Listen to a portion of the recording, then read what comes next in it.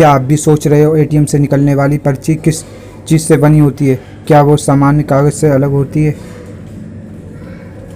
अगर आप ATM user हैं और जब आप एटीएम से पैसे निकालते हैं और अगर एटीएम में पैसे नहीं निकलते हैं या आप अपने अकाउंट से जुड़ी जानकारी के लिए ट्रांजैक्शन पर्ची को निकालते हैं तो आपने देखा होगा कि वो काफ़ी सॉफ्ट होती है और कभी-कभी उस पर छपाई बेहद हल्की होती है। आपको पता होगा कि एटीएम से निकलने वाली पर्ची किस चीज़ से बनी होती है? क्या होता है? एटीएम मशीन में निकलने वाली मिनी स्टेटमेंट कैसे बनती है? दरअसल वह एक तरह की थर्मल पेपर होता है। यह पेपर एक तरह के विशेष थर्मल पेपर होता है एक जो एटीएम लेनदेन में रूप में काम के लिए इस्तेमाल किया जाता है। वह नरम, चिकनी और सफ़ेद रंग में होती है।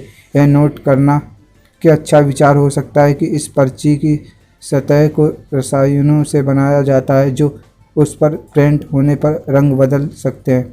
अगर आप एटीएम यूज और जब आप एटीएम से पैसे निकालते हैं अगर आपको एटीएम में पैसे नहीं निकलते।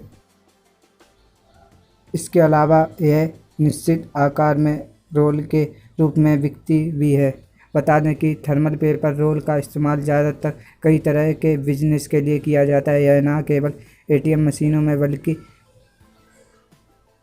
Forward of sale system, fax machine, tick machine और क्रेडिट कार्ड मशीनों में भी व्यापार रूप से इस्तेमाल की जाती है। इसके कई लाभ होते हैं। यह कागज़ बहुत ही सॉफ्ट और सिल्की होता है और इस पर की पेंटिंग बहुत ही सॉफ्ट सुथरी होती है।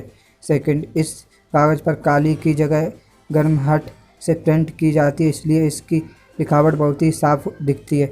थर्ड, यह एक अलग रसायन का लेप लिए हुए होती है, इसलिए पानी में भीगने पर भी यह खराब नहीं होती है और ना ही इसकी लिखावट ही मिटती है। फोर्थ, इसकी उम्दा गुणवत्ता इसकी पहचान है, इसलिए अच्छे गुणवत्ता वाली थर्मल रोल ही उपयोग करने चाहिए जिसका आकार और नंबर फोर्थ, इसकी उम्दा इसकी पहचान ही इसकी उच्च गुणवत्ता वाली थर्मल रोल ही उपयोग करने चाहिए जिसका आकार और कटिंग बिल्कुल भी अड़ी तरह ना हो और यह जिस मशीन में उपयोग के लिए प्रयोग होती है उसकी फंस सकती है।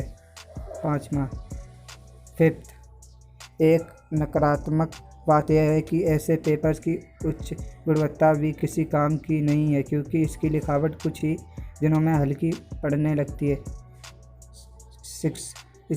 इसलिए